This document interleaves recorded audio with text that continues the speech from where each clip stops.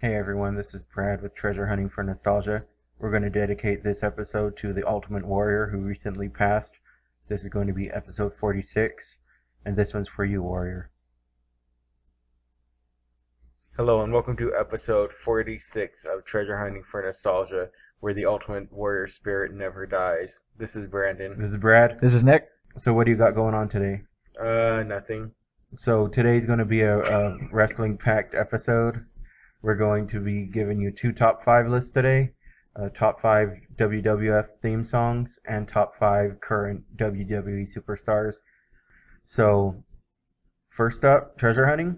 Yes, Do you have treasure? I do. Oh man. Let me get up the pain list. Okay. I think this is your first gimmick treasure. It is. It's appropriate for the wrestling theme podcast to have a gimmick. So this is a Marvin the Martian clock. It's hecka heavy, feel it. Okay, it is heavy, I grant you that. But where'd you get this? Goodwill? Goodwill. And did you see how much it's worth? I saw one sell on eBay for 40. Oh shit, really? Yeah. Okay. So I've got to fix it up. It looks like maybe glue the face down and put a battery in it. Awesome. So, how much you get that for? $2. Oh, that's so awesome. Okay.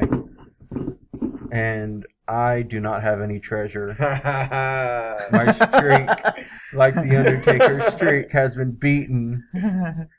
Okay, so you ready to see what my punishment is and your prize? Yes. Let me pull up my D20 here. My rigged D20. Okay. I picked both, right? Yes, Since- you pick both since I don't have treasure. Yes. So, punishment first. 10. Nut tap. 9. Icicle. 7. Taxi. Okay. What do you choose? Can we do the... No. Oh. I'm going to have to go with... Let us hear your thought process. Well, I'm just Doesn't make thinking... it very interesting radio if you're just thinking there. I really want to get some pain inflicted on him. But that taxi just That looks too good to taxi- pass out. It just hit yard sale season. Oh, man. Spring here, and there's yard sales everywhere. See, my thinking is you get 3 rolls, and for your reward, you're most likely going to get at least one where you get to Pain. inflict damage on it. Yeah. So might as well take the taxi. I'm taking now. the taxi. All right. I like those odds. Here we go again. This is your prize. Ask. Yes! No. Okay, you got number 2, which is ass punch. Mhm. Number 3, which is $5 added to your bank. Brandon shaking his head. Oh, man. He's going to do a Superman punch on my butthole. 15. Critical attack, void 2 items. No, next we're week. bend Oh, over. No. No. Okay. So, do you have a battle cry planned out? It No, can't I be don't. the Shoryuken. No, don't worry about it. Are you going to do one? I don't know. I'll probably give Where are you going to be? I'll be over here on the couch. I'll probably give a Kia or something. Probably won't go quite that far. I don't want to fuck shit up like I did Well, last if- time. You don't want to bend over right here and hold on right there so it'll fall forward. Run right into the freaking... Right. Hold on. Okay.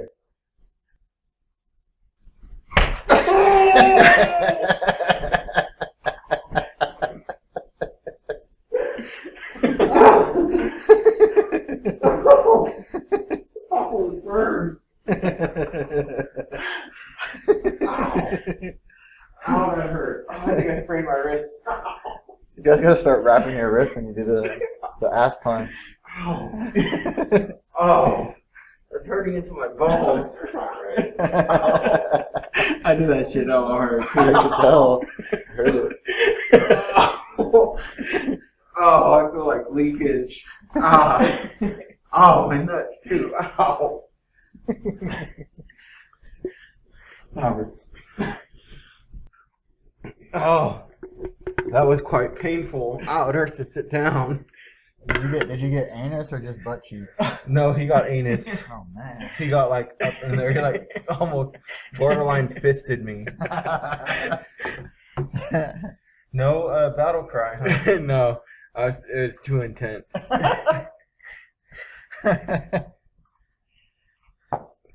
Okay, so that really hurt. I'm still hurting. It hurts to sit down. It felt like I broke my wrist for a second, but it was worth it. Oh, jeez. When we put video of you guys of this, you guys should watch it because Brandon's like prancing around like, oh, my wrist hurts. Like, I'm in excruciating pain of my anus and balls. So we're going to get on to our first top 5 of the evening here. Top 5 WWF wrestling themes. I'll roll to see who starts us off. We all know you're going first anyway. Stop. Nick, 5. Brandon, 18. Oh, yeah. Ooh. Brad, 18. 18 also? Roll off? Brandon, 14. Brad, 13. Ooh. Nice. Okay, so Brandon's first. I'll go next, and then Nick will go. So number 5 on my list. Let's see if you guys could guess this one. Yes.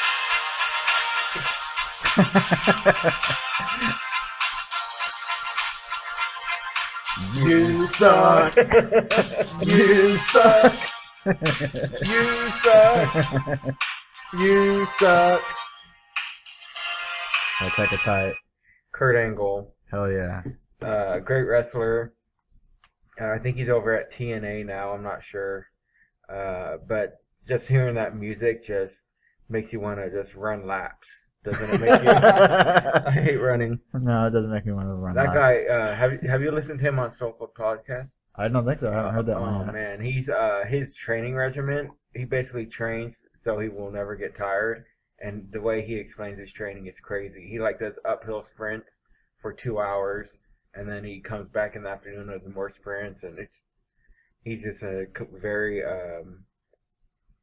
dedicated trainer and has an awesome music to prove it. Kurt Angle, that theme song was one of my honorable mentions. And while I was searching for the theme song, I came across a news article that said something about him having multiple drunk driving charges against him. Oh man, Have you heard about that? Nuh-uh. Yeah, it says TNA wrestler Kurt Angle convicted of drunk driving for a second time or something like that. Like, oh man. That- I didn't read it, but Did they take away his gold medals? Oh no, because Stone Cold threw him in the river. Huh?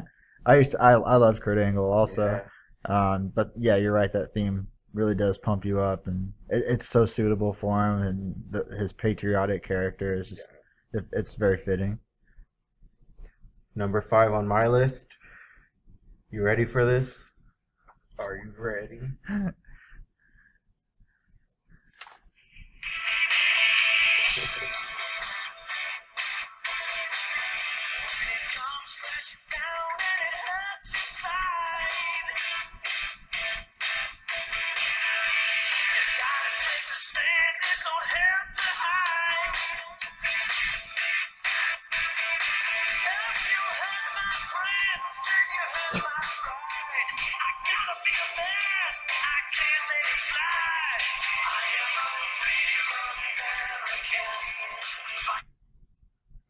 Hulk Hogan. Hulk Hogan.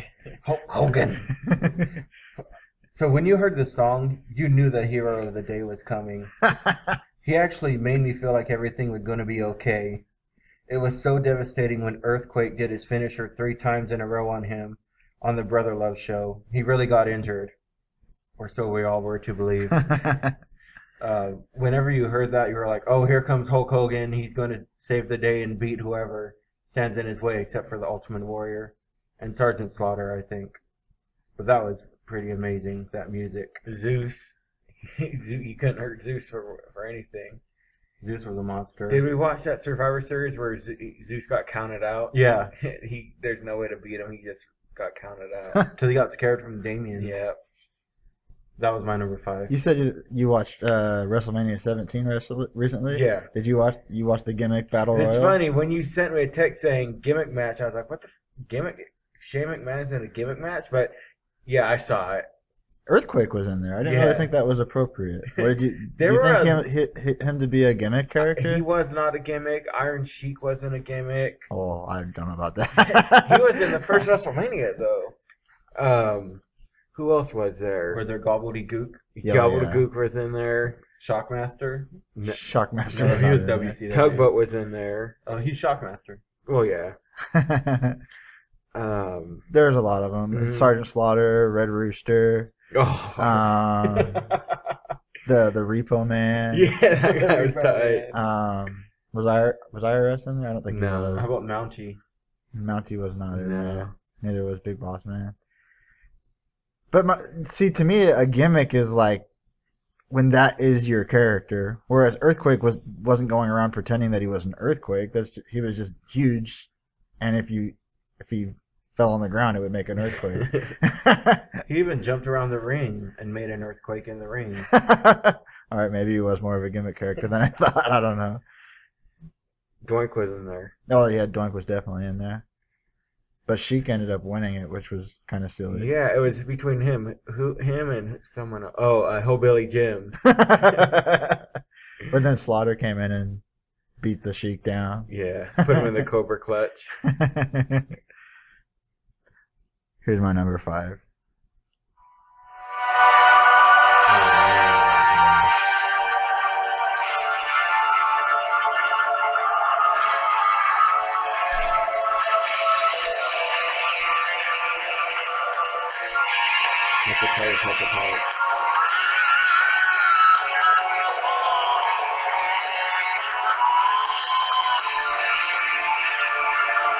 So that's the entry music for Kane, one of my favorite wrestlers of all time. The song's called Veil of Fire. Pretty fucking badass name. That is. Whenever Kane comes out to the ring, the first thing you hear is a huge explosion, flames fly up into the air, and then you just hear the organs from the intro of that song. It's just badass. Again, to me, what makes good music is how fitting it is for that character, and for Kane, that's just perfect music for him. Just very eerie, demeaning, or not demeaning, but dominating, I guess. And it's just really, really cool music for a really great wrestling character.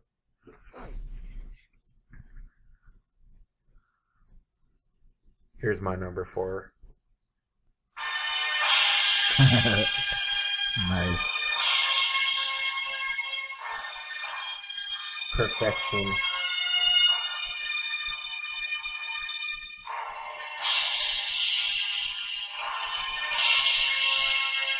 Mr. Perfect. Yes.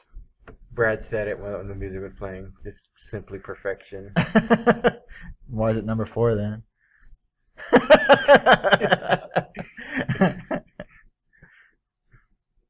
What's your number 4, Brad? You ready for this?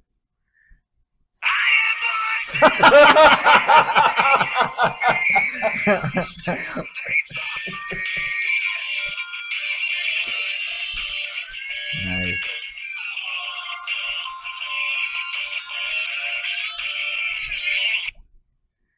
Randy Orton. That made my honorable mention. So That song's so tight. It fits him perfectly. He gets a bad rap. His songs get everybody's juices flowing, though. He's the Viper, and who else could pull off an RKO out of nowhere?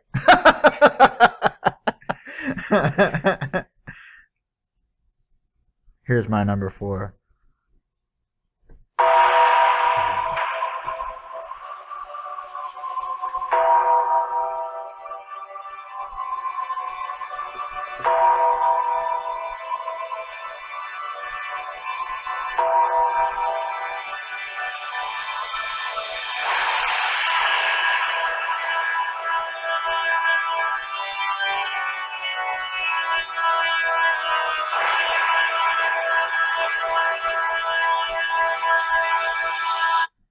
All right, so everyone knows what that is. That's the theme for The Undertaker. The song's called Rest in Peace.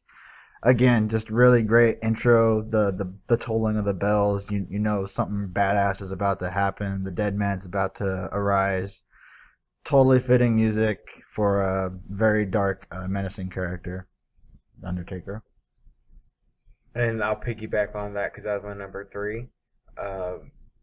It kind of lost its edge, I think, just with this past WrestleMania, knowing that the streak has been broken. But whenever you hear that bell out of nowhere and that everything goes black, I would like to be in attendance when that happens to feel the surge of power that the Undertaker brings. SummerSlam. Hopefully, That'd be badass. yeah. Or what if it does that? You hear the bell, then keep rolling, rolling, rolling, rolling. Dude, don't spoil my number 1. No chance. All right, so here's my number 3.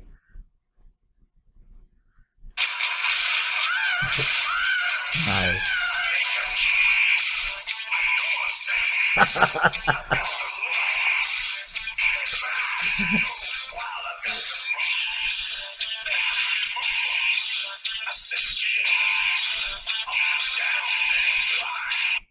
He's just a sexy boy. I remember when he debuted this song, Scary Sherry sung it at first when I was like, that sounds kind of weird. But then he did it over with his voice, and I was like, oh, he's actually singing his own song. How much cooler can that get? It just fit him to a T. No one else could pull that song off because he was truly the heartbreak kid and the sexy boy. That was my number 3. I think there is one other person who could pull that song off. Arm cannon.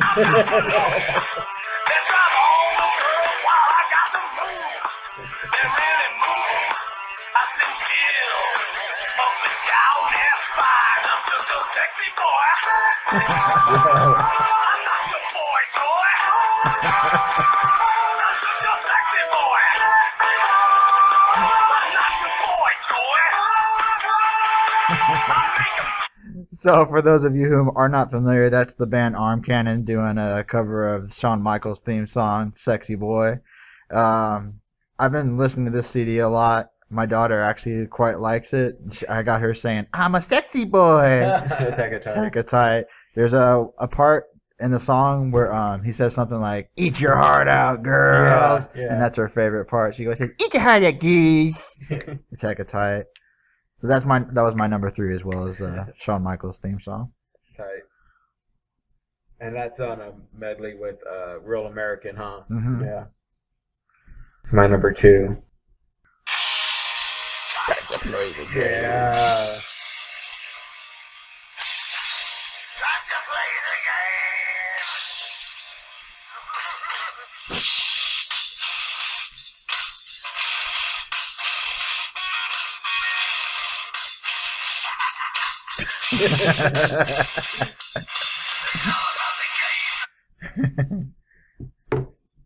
That song has been through my iPods and on my phone to this day ever since I heard it. Well, I didn't have an iPod back then, but it's always been on a burnt CD that I've had, and it's just so awesome. I remember burning it from the Wrestling WWF Songs Volume 5 that Matt got, the one with the rock on it with the cherry pie. So, just a great song. And that was hella tight when he came out on WrestleMania 30 with that gold skull crown thing. Yeah. That was pretty And sick. he did that song instead of his other one. Mm-hmm. I think the other one is when he's the COO or corporate, whatever. But just want to mention real quick, Jim Johnston, the guy that we listened to on the Steve Austin podcast when we were going up to Reno, the guy who writes like 95% of all the rest WWE music. I thought that was a Motorhead song, or at least I thought Motorhead wrote it specifically for him. But Jim Johnston actually wrote that song for Motorhead to perform. Oh wow! It's crazy how much stuff that guy's written. Oh, wow. Even that Randy Orton song, I mean, he wrote that, and he has other bands perform the music for him, but he writes like almost all the shit. Huh. It's crazy. So mad props to Jim Johnston. All right, so here's my number 2. Nice.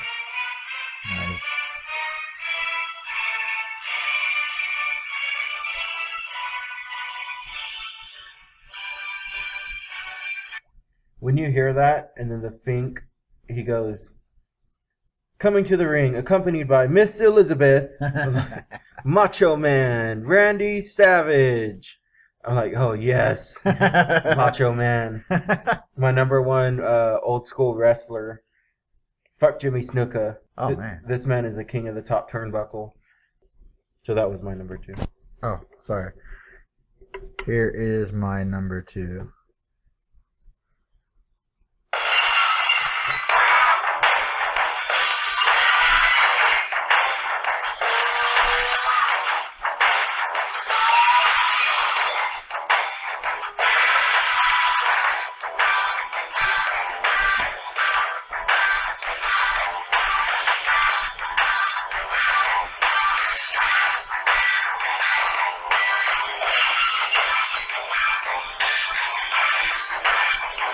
Oh, hell yeah! It was so awesome when we were listening to Steve Austin's podcast on the way up to Reno. We were just talking about it.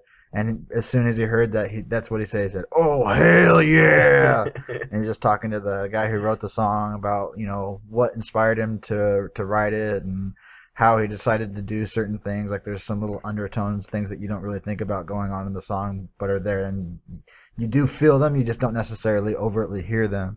Again, totally fitting for the character. Just a badass dude. Doesn't give a fuck about anything. Walking out to the ring. He's going to take care of shit. Totally fitting. Very cool song. It's very simple, but very fitting. I think when you kind of find out that the inspiration for that song was Bulls on Parade, Yeah. you could finally, you kind of see that in that song. I never realized it until then.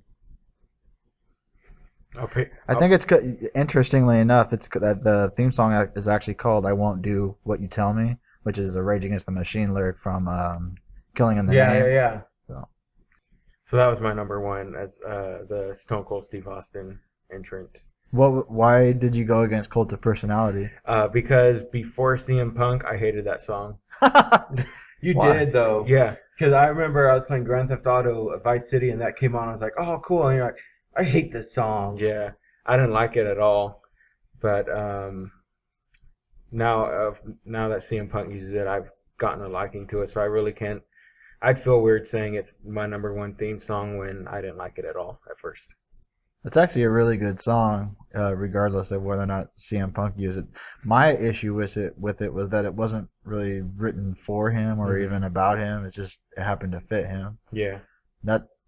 I didn't even make my HMs for that reason, but it is really fitting for him, and I like it.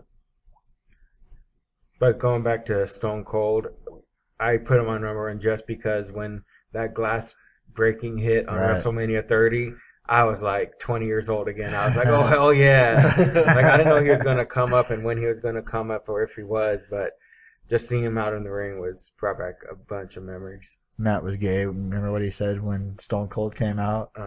Uh, He had walked the Hall of Fame the day before. Oh, and yeah, Stone yeah. Cold was there, and he's like, and I think it was Michael Cole, one of the commentators for WWE, said, "Stone Cold is here!" Like he was surprised. And Matt was like, "Yeah, of course he's there. He was at the Hall of Fame yesterday." yeah, that was retarded. Motherfucker. Come on. Just keep those comments to yourself.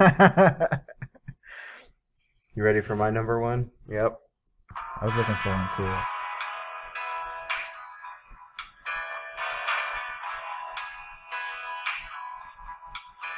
Just imagine the arena goes dark and you hear this song and all you see is a white glow slowly making its way to the ring. Then you see the white glow settle down and start rocking back and forth. That's Bray Wyatt.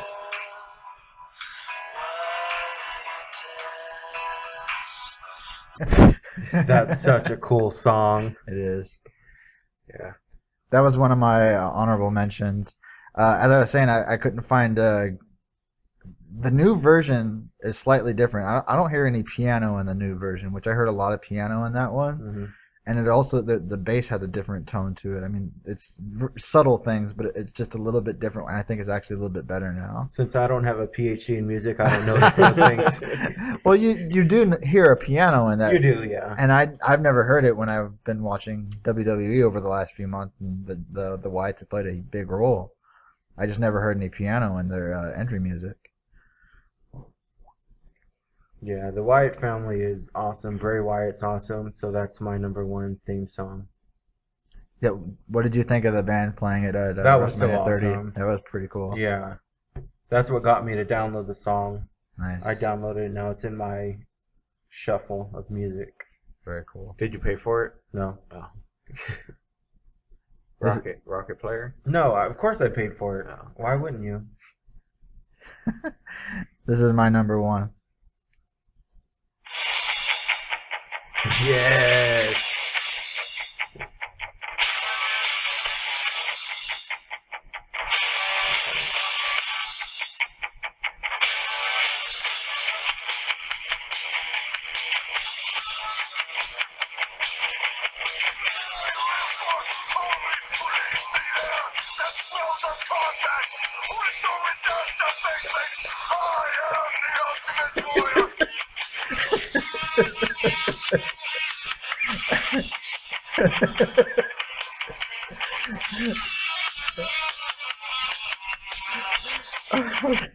Okay, so that's the Ultimate Warriors theme music. It doesn't have a title. It's just a few chords thrown together. Super simple, but super energetic. Totally fitting for the Ultimate Warrior. Whenever he shot out of the freaking the back of the arena and ran all the way up to the ring, and even sometimes around the ring a few times before he made his way in and started shaking the ropes. Just badass music for a badass wrestler, and I would have chosen this regardless of whether or not he had passed this week. It just felt even more appropriate given that he passed a few days ago. So that's my number one is Ultimate Warrior. It sucks when he came out and he was kind of shaking the ropes on Raw. He only did like one or two shakes. Yeah. And I was like, oh man. It did look kind of sad. Takes a toll on a body to shake a rope. And everyone went, fuck Bobby Heenan. Everybody wants to diss the Warrior. He gave the greatest memories of childhood when he comes running out, beats someone, then runs back. That's like great. Who else could do that? What did Heenan say? He was all like, he's not very good in the ring. He's not professional. He doesn't know how to do moves. He did horrible matches. Are you referring to the DVD that? The self-destruction? Did you see the? Did you watch his speech during the Hall of Fame? No, I didn't. Warrior? Not yet. He mentioned the DVD in there, and he said how wrong it was and how it was wrong of Vince and the WWE to release that, and that it was just basically a smear job for him. Yeah. So who knows how true some of that stuff is. I'm not enough of a WWE connoisseur to say whether or not he's a good wrestler. In the DVD, a lot of people said that he did a lot of unnecessary damage. Like a lot of the moves that he did were not, Reckless. were not conducive to a long career. But who knows? And he also had a lot of contract issues with Vince apparently, and that's why that DVD came out and why it kind of put Ultimate Warrior into a negative light. But who knows how much of it's actually true? That new DVD just came out on the 4th, the Ultimate Warrior collection. I wanted to get it, but I don't know if it's just a collection of matches or if he's actually doing a documentary in that. I don't know. I'd hope it was a documentary, but I don't know. I bet it'll be a lot more positive. Yeah. Considering that he had supposedly signed like what is it called, a Legends contract or something? He mentioned that during the I think he was a WWE ambassador. Is that what it was? Yeah. I don't know what that means or what he was supposed to do, but I don't know. I thought I read something that said he signed a Legends contract and it was for 3 years with WWE. Sucks. I had a couple of dishonorable mentions. Ooh. I just have one more honorable mention I forgot. Sierra Hotel. Yes. Echo. Lima. Delta. Shield. Shield.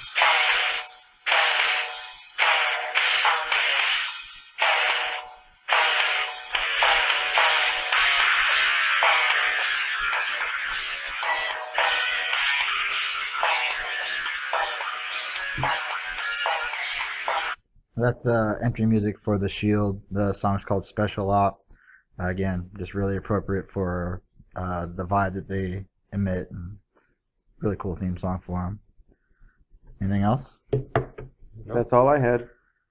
Remember at poker the other night when Matt was talking shit about a theme song? Which one? Oh, the Stephanie McMahon one? He kept singing it throughout the whole night. It's fucking funny. Say scary. I'm never gonna be done. They don't want me to the queen. Maddie G's favorite song.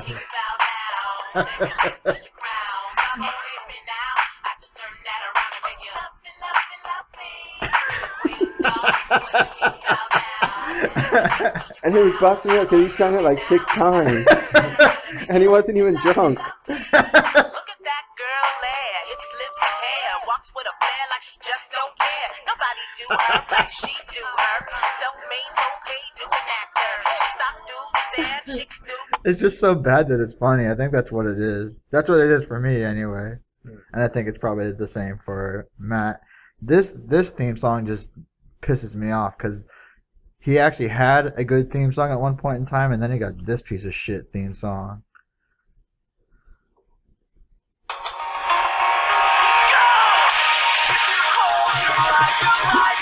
It's so fucking gay.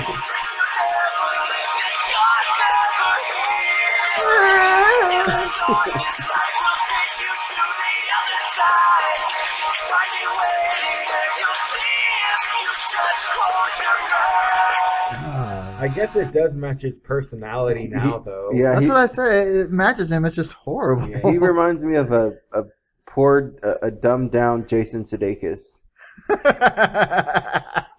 with blonde hair. I don't know. I used to like Christian. I still think that one same theme song that he had once he split with Edge was really cool, but that's just bad. Yeah. And if he's gonna continue being the character that he is, I guess it's very suitable for him. That's all I had. Any dishonorable mentions? No. I tried to find the Honky Tonk Man theme.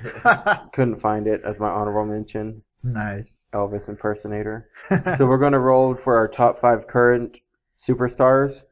Brandon, 11, me, 4, Nick, 10. So Brandon's starting it off again. So we're doing current WWE superstars. How hard was this? It's like I could name all 5 of these and they could all be my number 1. But I guess I'll start with number 5 as Wyatt family, Bray Wyatt. His demeanor, his song, his two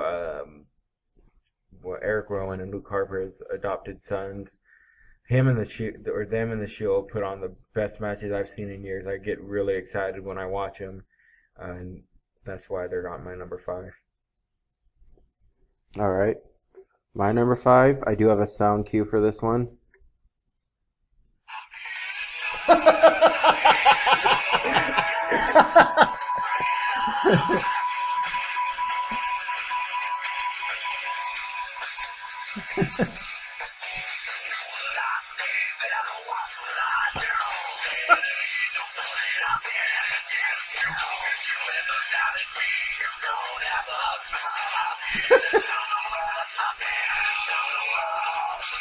If you've ever doubted me, you haven't got a clue. Hell yeah. Dolph Ziggler. I put this on my list because he's got smooth moves in and out of the ring. I remember at the WWE live event we went to, he came out and I started gyrating my hips like me, and it just made Nick start busting up. So he's my number 5. He's got good athleticism. His elbows that he does 10 in a row. Dolph Ziggler all the way. Nice. You wish you could pull this off. Hell yeah. Sam said, I can pull it off. Oh, man. And I said, he's talking about his shirt, right? And he's like, no. My number 5 is Kane. He's not really in the championship mix right now. He's in this corporate role where he's kind of the bad guy. He's a heel with Triple H and Stephanie. Stands 7 foot tall, 323 pounds. He's mostly known for his big red monster character where he wears the mask. I prefer him wearing a mask. At his point in time, he didn't wear a mask while he was the big red monster, which I think is kind of gay. His signature move is the choke slam. He's got quite a resume. He's a former tag team champion with Daniel Bryan. I think he might have been with Undertaker also. I'm not sure.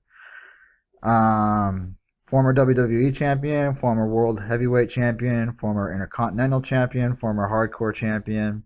One of my favorite wrestlers of all time. He's not really in the limelight right now, but I had to give him some props since he still is out there doing his thing. So he's at my number 5. Here's my number 4, and I have a soundbite.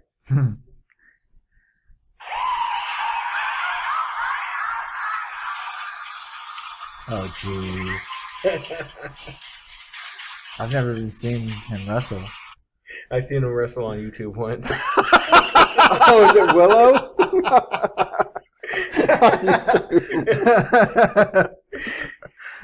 TNA isn't on Hulu, and even if it was, I don't think I'd watch it. Only if I did, it was just to watch Willow fight. Willow is formerly known as Jeff Hardy. He's got his face painted white and black, and he has an umbrella that's white and black, and he's just maniacal and crazy. The moves he does in the ring is fascinating. They're super fast and super destructive. And his finisher, from what I've seen, is he puts someone in the will-o-wisp, and then he hits him in the nuts with his umbrella, but he gets disqualified. So he never wins. So they did this segment where 2 wrestlers from 2 unknowns from TNA, well, I guess other people know him, but I don't, went around and tried to find Willow in the wilderness. It's hilarious. There's like 5 different segments. And the last one, they find him all right. Oh, man. Ominous. Yeah. It's like the what was that? The torture chamber or whatever, demolition chamber. What? On the blunders or Hulk Hogan, he said, "There's no Hulkamaniacs here." Oh, the Dungeon of Doom. Dungeon of Doom, yeah.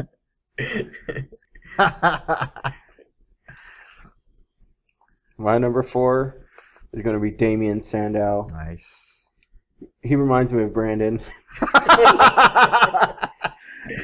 There's only 2 people in the world who would be proud of making an 8-year-old girl cry at a birthday party and be proud of it. One would be Brandon, and the other one would be Damien Sandow. He's so self-righteous, and he looks like the look he gives when he gives the elbow of disdain is priceless. Like he's totally better than you. My number 4 is a member of the Shield, Mr. Dean Ambrose. He's from Cincinnati, Ohio, stands 6 foot 4 inches, weighs 225 pounds, and he's the current United States champion. The other members of the Shield, Seth Rollins and Roman Reigns, there's a dispute over who's the leader. For a while, it was undisputably Dean Ambrose. Now they're all they're selling them all pretty hard right now. So they all kind of have an equal role in there, I think. He doesn't have a finisher, but the Shield does have a finisher, the triple power bomb. So props to Dean Ambrose for that. Matt described it perfectly. He said that Dean Ambrose reminds him of like a bad guy from an 80s movie. Yeah. Just the way that he acts, the looks on his face whenever he's surprised by something.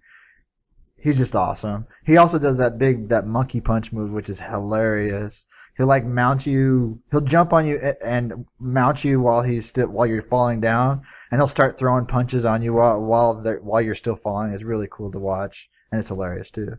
So my number 4 is Dean Ambrose.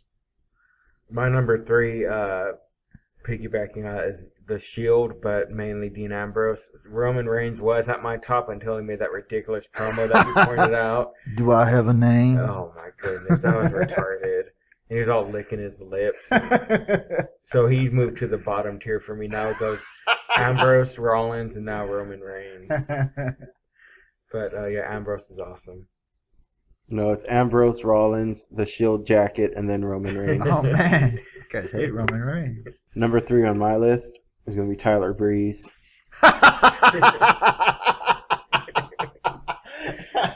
He reminds me of Matty G. And he totally pulls off the arrogant pretty boy routine. He walks through the ring taking a video selfie of himself, and he's looking at the phone the whole time. He'll briefly look up to the ring and then go right back to his phone. And the video he's taking is shown on the Titantron, which makes it even more amazing.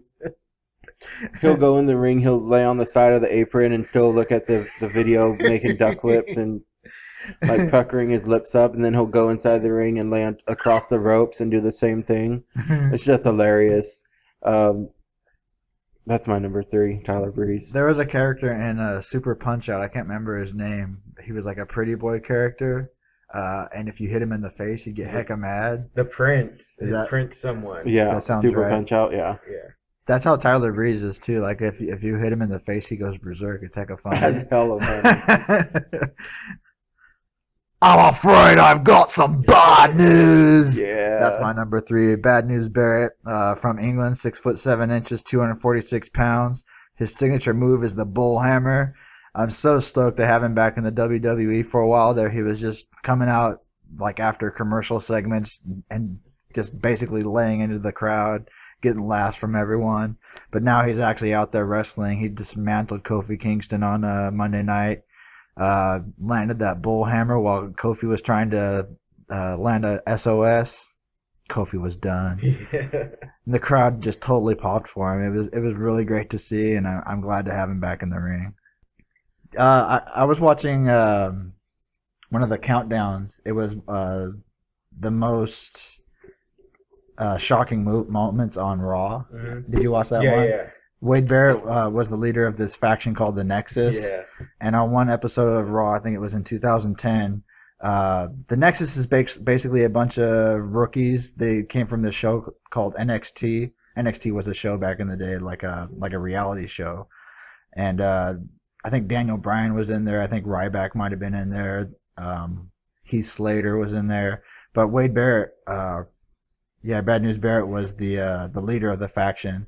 And during a match between CM Punk and John Cena, they just came down to the ring and just totally dismantled everything. They tore apart John Cena. They tore apart the ring, like they ripped the ring mat up, and they unbuckled all the ropes and tore the tables out. And they were even attacking like Jerry the King Lawler too. It's hecka funny. But Wade Barrett was the founder of that faction, and mad props to him for that as well. Husky Harris was in there. Husky Harris, yeah, Husky Harris was in there too. Now Bray Wyatt. Yeah. And so then CM Punk took over leadership of the Nexus, huh? I believe so, yeah. He was in one of those Royal Rumbles we watched while we were in Reno. Mm-hmm. The Nexus was all there, and they were all defending CM Punk, remember? That was hella tight. Yeah.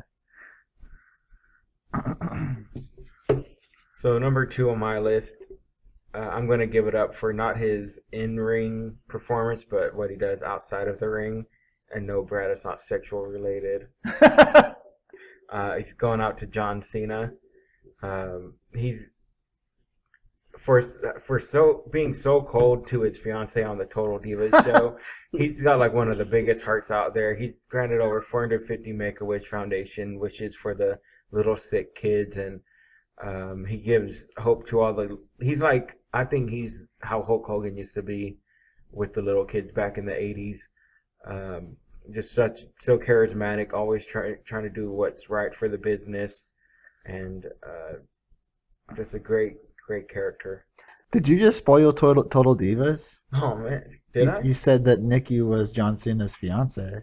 Or no, I just that word just slipped out. I don't think you watched Total Divas this season, have you? No, I haven't. I But actually yeah. don't know. I know that they're in the season anyway. They're back together, but they're not engaged. Oh, okay, yeah. He keeps on saying, we'll talk about it later, which is what he was saying in the first place. And that's why they broke up for a while. I thought you were going to be like, yeah, because he put Nikki in her place. Oh, yeah, he did that. It's funny how cold he is against her because he laid it out to her what he wanted, and she wants more, and he's like, no. But I guess she's hoping he's going to change. I hope he doesn't change for He's her. like, I don't want to marry you. I don't want kids. Pretty much how it is. He laid it all out there. Yep. Did you don't get to watch SmackDown either, do you? Yeah, it's on Hulu. I watched it this morning. So you saw the SmackDown, the John Cena promo at the beginning of the show where he was like recapping the whole week. Yeah. That was weird. He was out there for a heck of long. It was like he was just updating everyone on what had happened that Yeah. week. It's kind of funny. Did you watch SmackDown yet? No, not yet. That's funny when Fandango came out with that other girl, Layla. Do you see the guy in the Where's Waldo uniform? No.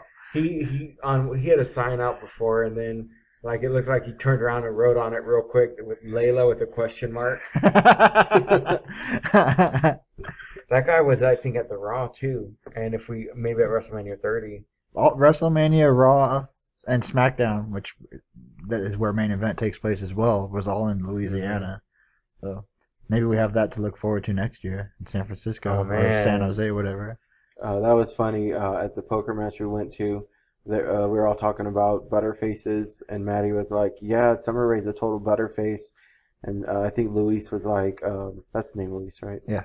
He's like, "Show me a picture," and he showed her, like, "She don't look that bad." He's like, "No, not on this picture. No, she looks pretty good on this picture, but in the ring, she's a total butterface." And then he was like, "Are we forgetting about China?"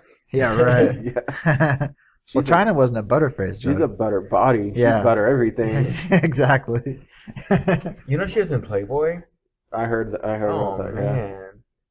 Man, China's got range. She speaks Spanish too. Maybe she was in the Latina Playboy too. And the Latina Maxim. Yeah. Like with the Bellas. All right, so my number 2 is going to have to be the true leader of the Shield, Dean Ambrose. Yes. He's got that wise guy persona going on that just fits him perfectly. just like Nick said, the gestures that he makes and how he's always so shocked when something happens. Like he'll hear someone's music and then he'll just like throw his hands down and be like, "What the fuck?" And like be in anguish, like, "Oh God, no."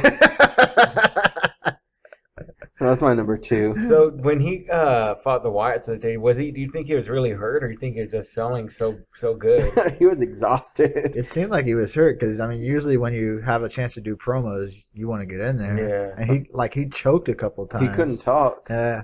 And the other guys were like laughing at him. You guys do it. I think he actually said, "You guys do the promo." I think Seth Rollins took over the rest of his lines. Yeah. My number 2 is Bray Wyatt. Brandon already spoke about him, and I might be taking some stuff from Brad, so I'm just going to leave it at that. Bray Wyatt's my number 2. Number 1 on my list, CM Punk. Still on contract until July. Oh, man. I didn't look into it that far. You're like, "Ooh, he's still in contract until July." Mine's Ultimate Warrior. He's under contract still, too. Technically. That would suck if they like displayed him like we've got this body for 3 years. Taking pictures, like, "Kids, come take pictures of the Warrior." Next is gonna be like Undertaker's gonna like have his soul, and then he's gonna have to wrestle his soul in WrestleMania 31. Like the Invisible Freddy fight on Nightmare 4. Yeah. He's not doing flips and stuff. They attach wires to him so he can fly up in the air.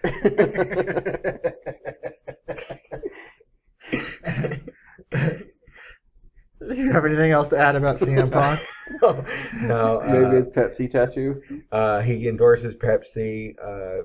My all-time favorite wrestler, beating out everyone else. Not much more I can say about him. My number 1 is Bray Wyatt, just as Nick thought. He's just so creepy in the ring. He's got that spider walk, the exorcist walk.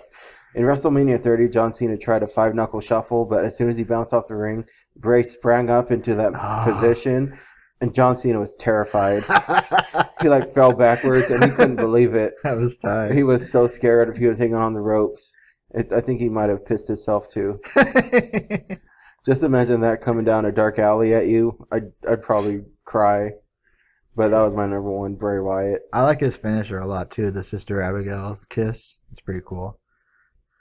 My number 1 is Antonio Cesaro. Mm-hmm. Oh, and I'm sorry, Santino Marella is my number 1. I'm sorry.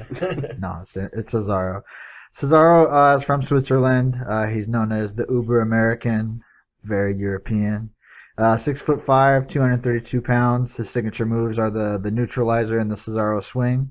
He's recently signed by Paul Heyman, and Paul Heyman kind of gave him the name the King of Swing. So we'll see how much that sticks to him. So a lot of people seem to be saying it now, so it might be his new nickname. Really cool note about Cesaro. He speaks 5 languages, so if they do decide to push him, which it does seem like they are, he's going to be a great ambassador for the WWE for a long time. He was the former U.S. champion. He's the winner of the inaugural Andre the Giant Memorial Battle Royal at WrestleMania 30. He was teamed up with Jack Swagger and the Real Americans for a long time. I really liked that tag team, but at WrestleMania 30 they broke them up. We'll see. Bigger and better things for Cesaro, I think, to come in the future. Especially now that he's a Paul Heyman guy. You know what bummed me out? On SmackDown last night, I was really psyched to hear what Jim Johnson was going to throw together for Cesaro, but he had nothing at all. Yeah. He had no entry music, no theme music at all. So hopefully Monday he'll have something prepared for him. Sorry. Go No, ahead. that's fine. Just that look that Zeb Coulter gave when he swung Jack Swagger. Yeah. He's like, no. He's like he was in pain. That's my number 1. Any honorable mentions or dishonorable mentions? Dishonorable mention's gonna have to be Natalia. Yeah, that's true. Eva Marie. Eva Marie's a big. Pretty much she's the whole horrible. Divas division except for JoJo, AJ Lee, JoJo. the Funkadactyls. Funkadactyls minus Cameron. I don't like Cameron. I don't like Naomi. Really? Yeah, I like Naomi. I don't like her. She tried to be a pirate for a little bit. She freaking had her eye freaking fractured. What are you talking about? Oksana fucked her up. Oh, you know Oksana went 2-83 last year, I think you told me that, yeah. and that Camacho guy went 0-13. That's hecka funny. Who is he fighting? The French guy? No, he's fighting someone that's coming back on NXT. Someone that got injured and came back, and they were talking about him. Oh, that's right. They sold it on NXT on Mhm. Thursday. I don't remember what his name is. Some French name. Yeah. I think Undertaker should get a coffin, like after hours. Put Eva Marie and Natalia in it. Put like a gallon of gasoline in there and light it on fire and close the lid. Jesus. I don't think they'd survive that. I don't think they would. That would be great. You said who? Eva Marie and Natalia? Yeah. If we're gonna go into NXT characters, CJ Parker. That's one of the worst characters I've ever seen in wrestling. He's horrible. Even worse than the gobbledygook. Well, yeah, because they're actually trying to sell his gimmick. Where I mean, the gobbledygooker, obviously, they're trying to sell it to kids, make it Yeah. more appropriate for kids. But CJ Parker, they're actually trying to sell like a hippie character as a wrestler. Just And retarded. his third eye finisher move. I It haven't like seen it. basically he I don't just give a does fuck. he does this, and it's supposed to hit him in the third eye, and they fall back. But the last time he did it, completely missed, and the guy fell back. I'm like, that's so stupid. Fuck that guy. Hippies are so stupid. For honorable mentions, I had RVD since he's officially back now. Yeah. Who knows if he'll be gone again in Man, another that 5 guy months looked or whatever. He didn't look like he was ready to come back. He was a little slow. Really? Yeah. I thought he looked okay. He was against Damian Sandow, Mhm. right? He had a match with him on Monday. Also, they rematched on SmackDown. But I don't know. I didn't think he looked bad. Who else was there? Who else just? Oh no, I got to see Bad News Barrett fight. His cape is hecka tight. Yeah, definitely. I like his music too. His music actually almost made my my list. And the other honorable mention is Goldust. I've always liked Goldust, so props to him. I don't think I have any dishonorable mentions. I don't like Miz, but I don't think anyone likes Miz. Maybe that's what he's selling. So I guess he's doing a good job. He's doing a heck of a good job at sucking. I have the best dishonorable mention ever. Batista. Yeah, That's all right. I saw someone with a Yay Tista sign on SmackDown. Oh, that's retarded. Yeah. He and Orton work well as a tag team, though. Like, they don't even care about winning. They just beat the shit out of people outside of the ring and get disqualified. Yeah. Every time they get they're matched up together, they just beat people up. They work as, like, the douche tag team. They're going to have to go up against Ryback as the douchiest tag team. I like Paige a lot. I do. I mean, her match against Emma the first time I watched NXT was pretty good. It was a really good match. Yeah. That was at a rival, wasn't it? Yeah, it was. Yeah. So she's the NXT champion and the WWE Divas champion. She's also, I read an article that said that she is the first WWE champion to have been born in the 90s, which is pretty cool. She's only 21 years old. She's from Britain, but she still looks good, and I don't find her to be annoying. I know that Brandon doesn't like British accents. I don't, but I can't tell with her. Yeah, she doesn't. It's not very strong with her, and I like that she doesn't. She's not the prototypical diva. She's got kind of a pale Pasty, skin, yeah. and she got dark hair. Have you guys She's seen John Cena as the prototype? No, what are you talking about? What's that? That was his first gimmick. He was He was called the prototype, No. and he was a machine, like half man, half machine, and he moved around like a machine. What? When you said prototypical, that made my head go back to there. It's hecka funny. I should look that up. We're about to talk about Paige's boobs. I was just saying she looks good. Oh, Yeah, I guess so. I liked AJ a lot too, though, so I can go either way, really. Tamina, I like Tamina too. I can't stand Tamina. She looks like a monster. Yeah, but if you watch like the interview show, she does like countdown and stuff. She looks completely different. Yeah, I just don't like Jimmy Snuka, so that's probably why I don't And like who Tamina. does? I don't know. Matty G probably does.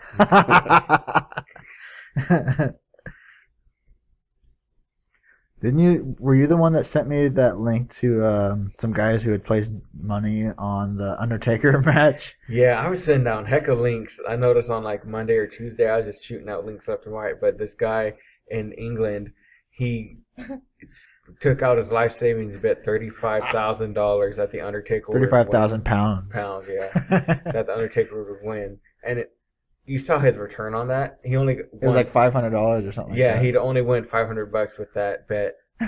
that. Wait, if Undertaker won, he would have won 500 pounds. 35,500 pounds. Oh, okay. What an idiot. Yeah. Because the website, I can't remember which one it was, Betfair or Bovada or something like that. They put Undertaker at like a 5,000 to 1 favorite or something crazy like that. And most sites don't allow you to bet more than like $100 just because they don't want there to be corruption. They don't want people to influence the outcome of the matches. But I guess he found a way to bet more than $100 because he bet at 35,000 pounds, and he actually had a picture of the receipt and everything, right? It seemed legit. It's pretty sad. So you could have bet $2 on Brock Lesnar and won 10,000? If you look at websites, generally, I mean, it's a house, so the house are going to put things in their favor. Oh, yeah. So if you get paid 5 to 1 on Brock winning, Undertaker might pay like 1 to 6 or something like that. But Yeah. it was probably really good.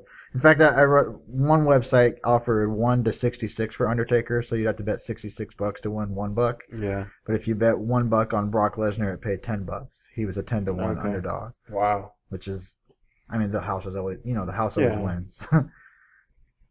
But yeah, I mean, if you put down $100 on Brock Lesnar, that's $1,000. It's tight. Yeah. I looked up a couple of the other odds as well. Daniel Bryan was listed as a 1 to 33 favorite over Triple H, which means you have to bet $33 to win $1. And then actually in the triple threat match, he was a 1 to 6 favorite, which again makes him a huge favorite. So you have to bet $6 to win $1. Jeez. So it seems like everyone pretty much knew Daniel Bryan was going to win.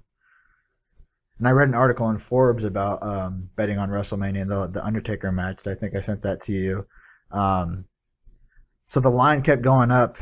Basically, people were putting all their money on Undertaker because no one actually really thought Undertaker was going to lose. And then like 30 minutes before the match, ton of money just started coming in on Brock Lesnar. And the line just dropped because the house adjusts based on how people are betting. Yeah. So someone on the inside who had Leaked it. information knew that Brock Lesnar was going to win, started betting right before the match, right when the odds were at their best. So that's the risk that the house runs, I guess. Someone made out. So that'll do it for episode 46 of Treasure Hunting for Nostalgia. This is Brandon. This is Brad. This is Nick. Happy hunting.